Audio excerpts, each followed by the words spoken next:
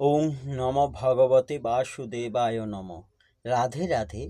গীতার মূল্যায়নের আজকের ভিডিও নিজের মনের ভয় ও সন্দেহ দূর করার শ্রেষ্ঠ উপায়। শ্রীমদ্ ভগবদ্ গীতার ৪র্থ অধ্যায়ে ৪২ নম্বর শ্লোক থেকে জানব।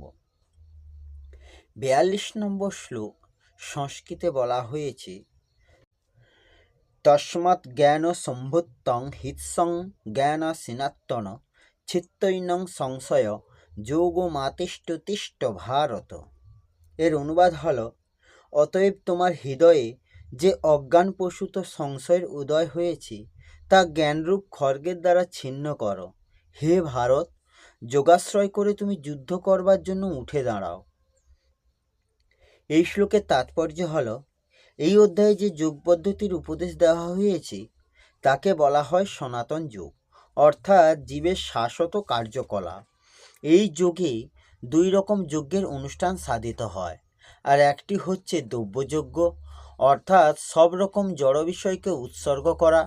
অন্যটি হচ্ছে আত্মজ্ঞান যজ্ঞ, যা সম্পূর্ণরূপে শুদ্ধ পারমার্থিক কর্ম। দ্রব্যময় যজ্ঞ যদি পারমার্থিক উদ্দেশ্যে সাধিত না হয় তবে তা জড়জাগতিক কর্মে পর্যবসিত হয়, কিন্তু এই যজ্ঞ যদি পরমার্থ সাধন করবার জন্য অর্থাৎ কৃষ্ণ ভাবনায় ভাবিত হয়ে সাধিত হয় তবে তা সর্বাঙ্গীন পূর্ণতা প্রাপ্ত হয়। পারমার্থিক কর্ম দুটি ভাগে বিভক্ত: নিজের স্বরূপকে উপলব্ধি করা এবং পরমেশ্বর ভগবানের প্রকৃত তত্ত্ব উপলব্ধি করা। ভগবদ্গীতার যথার্থ জ্ঞান অনুসরণ করলে এই দুটি গুরুত্বপূর্ণ পারমার্থিক তত্ত্বকে অনায়াসে উপলব্ধি করা যায়। তখন ভগবানের অবিচ্ছেদ্য অংশরূপে জীবাত্মার আত্মস্বরূপের যথার্থ জ্ঞান উপলব্ধি করতে আর কোনো অসুবিধা হয় না। আর এই প্রকার উপলব্ধি হিতকর, কারণ এই জ্ঞানের প্রভাবে ভগবানের দিব্য লীলার তত্ত্ব সহজেই বুঝতে পারা যায়।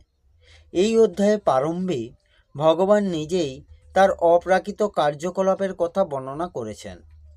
ভগবদ্গীতার প্রদত্ত ভগবানের উপদেশ যে বুঝতে পারে না সে হচ্ছে শ্রদ্ধাহীন, এবং বুঝতে হবে ভগবানের দেওয়া স্বল্প স্বাধীনতার সে অপব্যবহার করছে। এই ধরনের উপদেশ সত্ত্বেও যে ভগবানের সচিনানন্দময় স্বরূপকে হৃদয়ঙ্গম করতে পারে না সে নিতান্তই মূর্খ। কৃষ্ণ ভাবামৃতের সিদ্ধান্ত ক্রমান্বয়ে গ্রহণ করতে পারলে অজ্ঞানতা দূর হয়।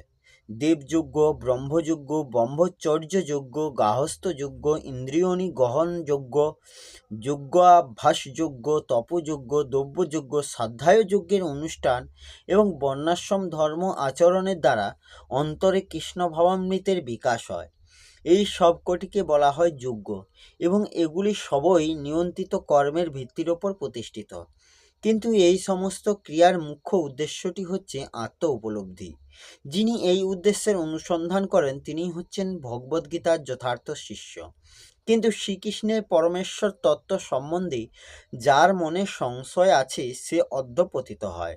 তাই উপদেশ দেওয়া হয়েছে, যথার্থ সদ্গুরুর সেই আচরণে আত্মসমর্পণ করে এবং তার সেবায় নিয়োজিত হয়ে তার কাছে ভগবদ্গীতা বা অন্যান্য শাস্ত্রের শিক্ষালাভ করা উচিত।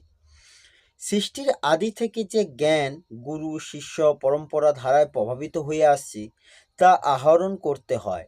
পরম্পরা ধারায় অধিষ্ঠিত সদ্গুরুর কাছ থেকে কোটি কোটি বছর আগে সূর্যদেবকে ভগবান যে শিক্ষা দিয়েছিলেন সেই শিক্ষা তার কাছ থেকে এই পৃথিবীতে নেমে এসেছে, এবং সদ্গুরু তা সম্পূর্ণ অপরিবর্তিতভাবে দান করেন। তাই ভগবদ্গীতার যথার্থ উপদেশ প্রত্যেকের অনুসরণ করা উচিত। ভগবদ্গীতার ওই পদন্ত ও পন্থা অনুসারে যে সমস্ত প্রতারক তাদের স্বার্থসিদ্ধি করার জন্য ভগবদ্গীতার কদর্থ করে মানুষকে বিপথে চালিত করে, তাদের সম্বন্ধে সাবধান হওয়াই মানুষের কর্তব্য। ভগবান হচ্ছেন অবিসংবাদিত পরমেশ্বর এবং তার সমস্ত লীলাই অপ্রাকৃত। এই সত্যকে যিনি উপলব্ধি করতে পেরেছেন তিনি ভগবদ্গীতার জ্ঞান লাভ করার প্রারম্ভিক মুহূর্ত থেকেই মুক্ত। এই হল শ্রীমদ্ ভগবদ্গীতার ৪র্থ অধ্যায়ে জ্ঞানযোগের ৪২ নম্বর শ্লোক ও তার তাৎপর্য। আসবো পরের ভিডিওতে। রাধে রাধে। জয় শ্রীকৃষ্ণ। জয় গীতা।